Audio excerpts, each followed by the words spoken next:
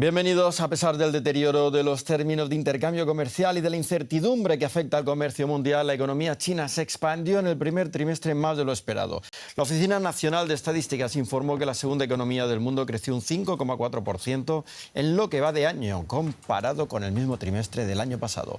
Un valor que es incluso 2 décimas por encima de lo que esperaba el mercado.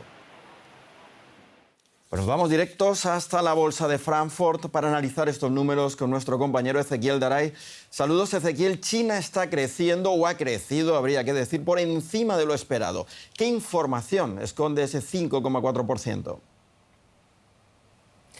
Bueno, Paco, primero, como deslizabas, que ya parece historia antigua, porque esto compara los 3 primeros meses del año hasta fin de marzo con los 3 primeros meses de 2024, antes de que todos estos aranceles que ya estaban empezando a hacer ruido, pero entraran en vigor. El crecimiento chino se había ralentizado el año pasado y el gobierno chino estaba intentando aplicar una política de estímulo a la demanda interna, una política de relajación tanto fiscal como monetaria, incluso también comprando a través de los distintos gobiernos provinciales departamentos o edificios que estaban deshabitados para atender a la crisis inmobiliaria, porque esto ya se estaba sufriendo. Y la producción, ha tenido buen resultado, evidentemente. Y la producción, que ha crecido un 7,7%, está ligada también al aumento de las exportaciones en el mes de marzo, y se debe a que, previendo que entraban en vigor los aranceles, muchas empresas, muchos también importadores en los Estados Unidos apuraron pedidos y apuraron importaciones antes de que los aranceles entraran en vigor. El gobierno chino se había propuesto crecer al 5% en 2025, pero ¿serán los 9 meses siguientes tan buenos como los primeros 3, siendo que ahora el escenario es mucho más complejo?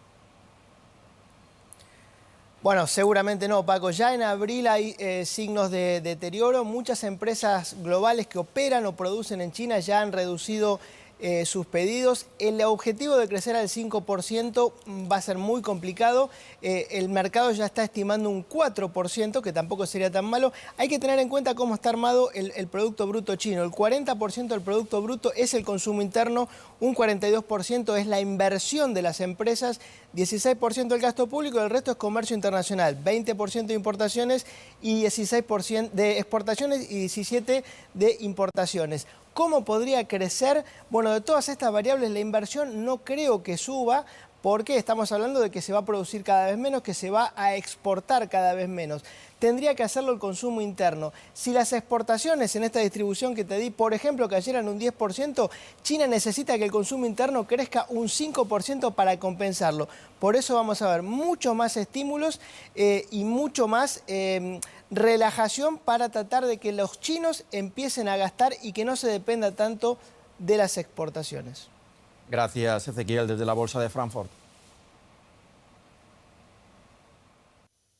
Y las acciones del fabricante de chips Nvidia se desploman más de un 6% en la bolsa de Nueva York. La compañía está directamente afectada por las nuevas restricciones de envío de chips a China que ha impuesto el gobierno de Trump. Nvidia calcula que la medida restará unos 5.500 millones de dólares de los resultados del actual trimestre, que en el caso de Nvidia termina el 27 de abril. La compañía no podrá enviar a China el chip H20 que había sido diseñado precisamente para sortear las restricciones que había hasta la fecha y que busca evitar que China acceda a los chips estadounidenses más avanzados para inteligencia artificial. El mercado chino se complica aún más en medio de esta guerra comercial. Ana Nieto, ¿cuán perjudicial es esta guerra comercial para la empresa que más se está beneficiando del despegue de la inteligencia artificial? Sí, los chips H20 no son tan relevantes para el total de venta de Nvidia, aunque ayudan a mantener las altas expectativas de la empresa que más se ha beneficiado realmente del auge de la inteligencia artificial, precisamente por el papel que juegan sus semiconductores, pero por el potencial general de la empresa y realmente una perspectiva cada vez menor de mercado en China, puesto que las restricciones empezaron ya en 2020. No se espera que esta caída de hoy, que ha llegado a ser del 6,8%, se mantenga por este motivo en los mercados. Ahora bien, Esta decisión del gobierno de Estados Unidos también afecta a otras compañías. AMD va a tener que tomar un cargo con respecto a sus resultados de 800 millones de dólares y es una empresa que tiene menos potencial que Nvidia. Además, son empresas que han arrastrado hoy a todo el sector que ha desplomado las bolsas.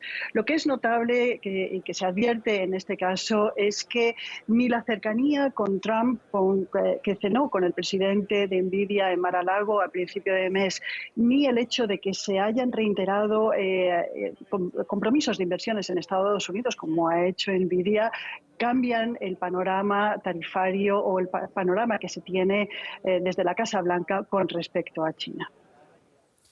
Y la guerra comercial global abierta por la administración Trump no solo tiene contestación fuera del país, el gobernador de California ha interpuesto también una demanda para detener estos aranceles. ¿Qué argumenta?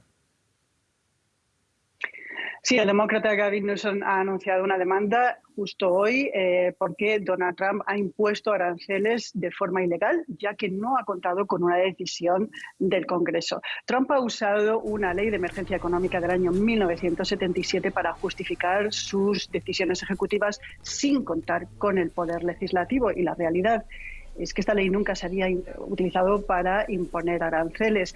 Con este argumento jurídico y con el hecho de que además California aduce que se va a perjudicar a los motores económicos como pueden ser la agricultura y la industria de la tecnología de Silicon Valley, lo cual puede repercutir muy negativamente en la recaudación fiscal, hay motivos para llevar al presidente ante los tribunales.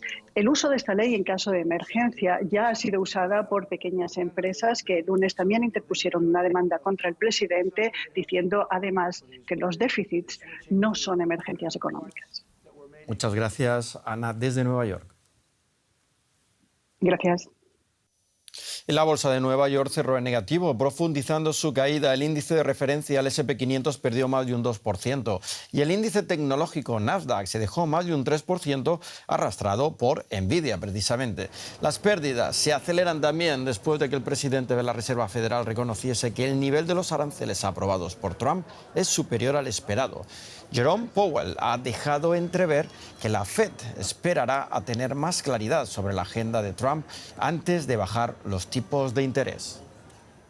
Los aranceles de Trump ponen a la Fed en un escenario desafiante, porque controlar el primer impacto inflacionario podría frenar la economía o afectar directamente al mercado laboral.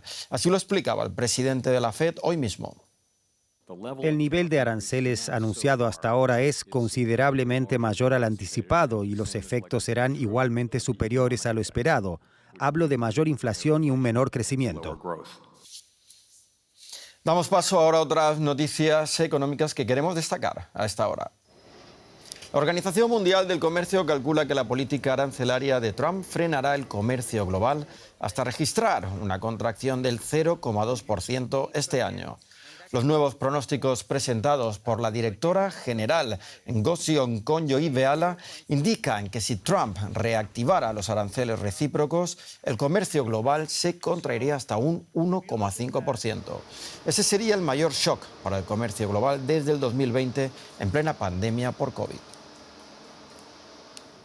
Las reservas netas del Banco Central de Bolivia superaron los 2.300 millones de dólares en los 3 primeros meses del año, según la autoridad monetaria. Se trata de las reservas de oro y divisas de libre disponibilidad, con las que el Banco Central controla la política monetaria. Tras años de crisis, de balanza de pagos por la caída de la producción del gas, las reservas netas estaban cayendo desde su máximo nivel de 15.000 millones de dólares alcanzado en 2014. Y la Pascua está ya a la vuelta de la esquina y con ella se comprarán muchos conejos y huevos de chocolate a lo largo y ancho de todo el mundo. Un placer que, debido a los precios del cacao, podría saber un poco más amargo este año. Lo más parecido a una obra de arte. Esta creación de Pascua elaborada íntegramente con chocolate. Pero para darse el gusto o para regalarlo, habrá que rascarse más el bolsillo. El motivo, el precio del cacao está por las nubes. En los últimos años, el valor de los granos de cacao en el comercio internacional se ha cuadruplicado.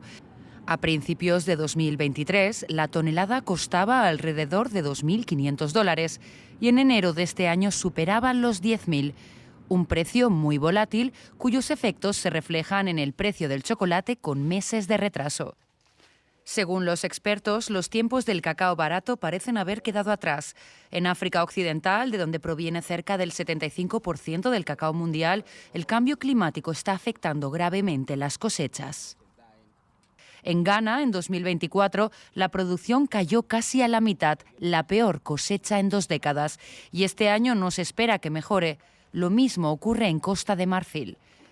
El banco de inversión JP Morgan alerta de que el mercado del chocolate podría enfrentar una ola de encarecimiento como no se había visto en décadas. Y en plena Pascua, ONGs como Oxfam denuncian que a pesar del aumento de precios, quienes cosechan el cacao siguen recibiendo sueldos irrisorios, mientras los consumidores pagan cada vez más. En efecto, hemos visto aumentos importantes en el precio del cacao en los últimos 6 meses. Esto, por supuesto, se ha reflejado en los precios en tienda. Hemos hecho lo posible por mantenerlos razonables, pero como pueden ver, la gente sigue viniendo. Quiere darse un gusto.